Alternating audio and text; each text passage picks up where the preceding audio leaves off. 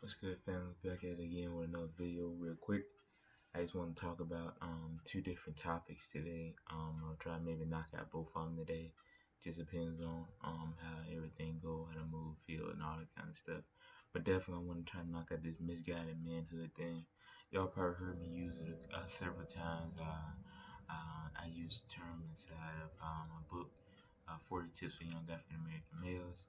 And basically, what misguided manhood is basically a state of mind or a state of spiritual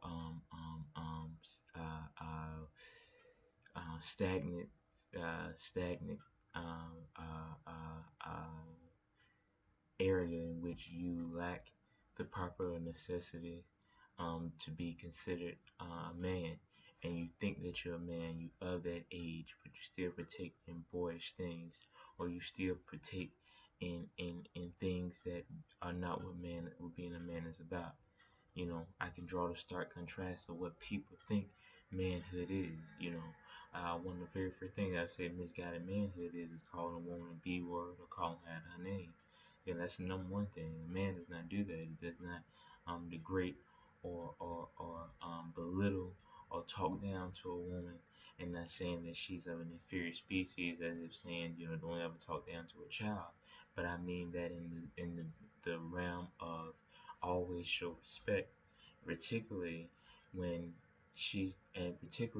particularly I see, the main thing I always see would be this, you're not, some this and that, is when like you try to talk to a young woman and then she reject you. But that's misguided manhood, because you're not mad at the woman, you're mad at the rejection. But even if she says no, you can never ever call her out her name or disrespect her. You cannot hate or disrespect or degrade a person just for living and breathing and being them. You move on to the next one. If you know you're a good guy, or you this, you that, whatever, just move on to the next one.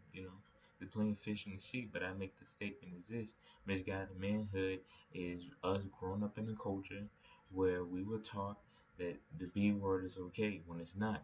You know, that word was created out of an evil and in a dark place. It was used just like the N word, to make a certain species of people inhuman, because the B word is a female dog. And what we know is that we're humans. The Bible teaches us that we have dominion over animals. You understand where I'm coming from? Or any religion teaches us that we have dominion over animals, basically, any major religion. So I say all these things to say this, that it comes from a place of being inhuman. And to say that is misguided manhood, because the music and the culture teaches these things, to at least put that out there, to divide the black man and the black woman. When you get those two together, they become one. They become a supreme being. And I don't mean supremacy as in this and that and that, but I mean supreme as in connected spiritually and mentally. No two people have gone through more things. No two people are more connected and entwined together, and have gone through the struggle more than a black male and a black woman. So when you keep those two things separated, you keep two of the most powerful energy, the feminine and the masculine non-ether energy. You keep them disconnected from each other. But when you can put them things together, it's powerful things, very powerful. So just definitely look that up. You can think about the division and the destruction of the black family structure, and everything I'm saying is true, hands down, straight up. That's number one. But going into words that treat us inhumane, that goes directly into number two, the N word. We are not ends. We are not that. I refuse to say the word. That word was created to try to make us inhuman, and try to strip us of our humanity, or of our right to say that every man was created equal. So misguided manhood again, it teaches from the elites that we're saying that we're less than humans, that you ain't nothing but an N. And they were saying that, but now it infiltrated, and we polluted and the propaganda has polluted our community so much that we ourselves are spreading. That the chemtrails are in the sky, all well and good, but we're spewing just as great of amount of poison when we say those kind of things into our own communities. So it's dangerous, and it's awful. We had that conversation with my mentor today. One of my mentors today, when we talked about the thing is, no matter how aggressive you use the word brother, It's nothing compared to how aggressive you use the word N word. It already has a negative stereotype, story, phrase, title, whatever behind it, already 100% negative. I cannot use that word in any positive term.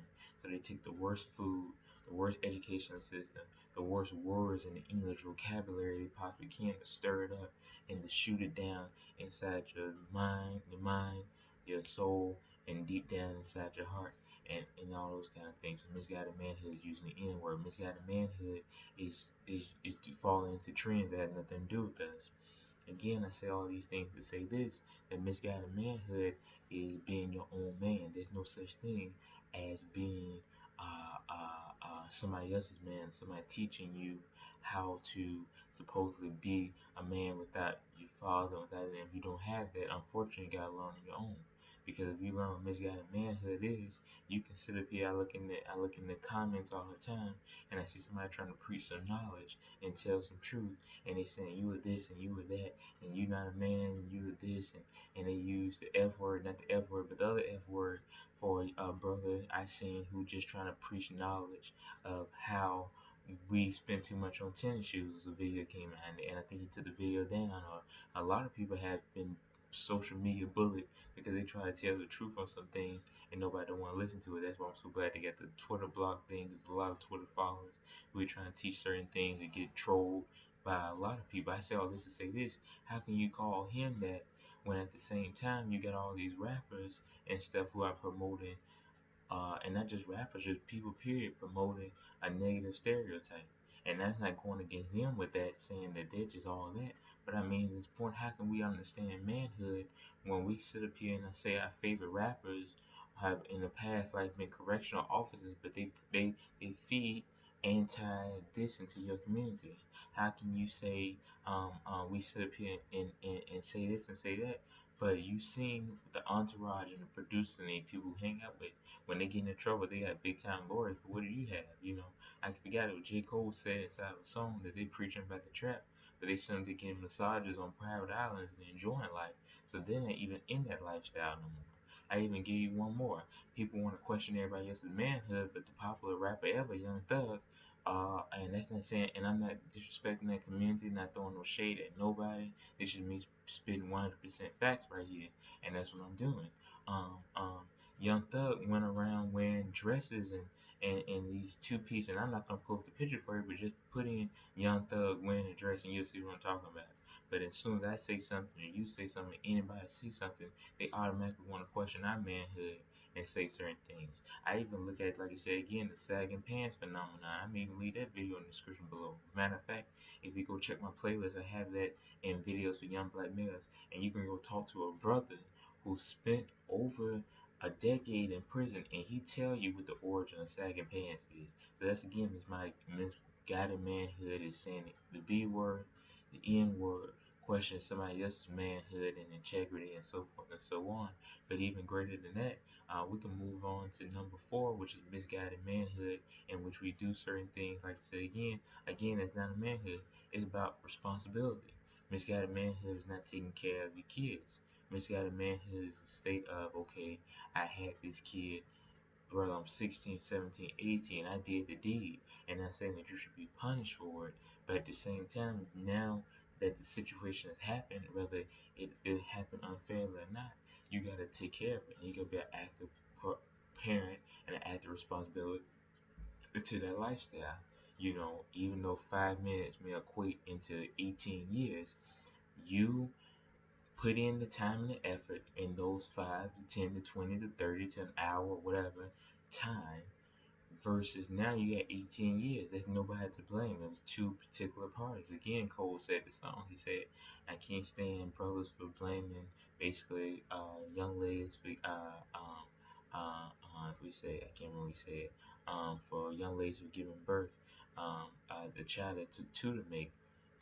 Coward, you were fake. You know, basically, the saying is it's a cowardly act, and everybody knows the basic principles of manhood is bravery, integrity, honesty, strength, masculinity, leadership, protection, and so forth and so on, and being decisive in all your action ideas and being smart about it.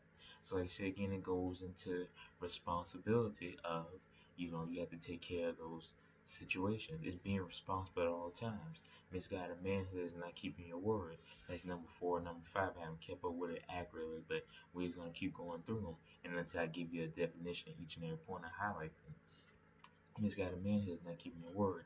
When you being a man, your word is more solid than any contract, any pen and paper ever. If I say I'm gonna be here and I need to do this, unless it's not an earthquake, unless it's not a family situation, unless it's not nothing, there's no such thing as I overslept.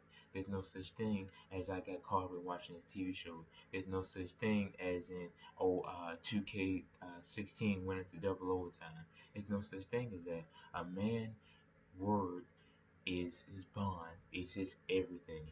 So if you lose your word, that's it. Just like a man's legacy. That last name you had, no matter how ugly and scarred it was from the beginning, once you take on that name and become head and leader of that last name, and particularly, how a lot of people don't have any brothers or whatever, and you become the sole priority or the sole carrier of that last name, for you to have kids and they take on your last name, your last name is your name. You put as much integrity and legacy behind that. Misguided manhood is not leaving anything for the next generation. Maybe you don't have land or a farm or 30 cars to give or whatever, but if you have ideas, creativeness, mindset, and a good heart, and you don't at least try to mentor or teach or at least get on YouTube and try to get your ideas or try to spread your knowledge or get on the street corner and try to preach and get your soapbox, whatever you got to do, whatever you feel you got to do is best for you, whatever you can do with the few resources that you have. If you don't take an opportunity to use that, then that's misguided manhood, not being able to give something to the next generation. Because we're here to make sure that we never die. Does that make sense? That's another conversation we had. The cemetery is the richest place in the world, not the bank, not like again, not J.P. Morgan, not Wells Fargo, not any of these places. The richest place is a graveyard because that's where so many ideas, dreams, and hopes go to die without any effort, any idea, or any timely fashion, manner, or at least surrogate to carry on that legacy. So that's the richest place in the world, you know. Because when you go and you live on this earth and live in this life, at least for I know, because I don't know anybody who's died and came back.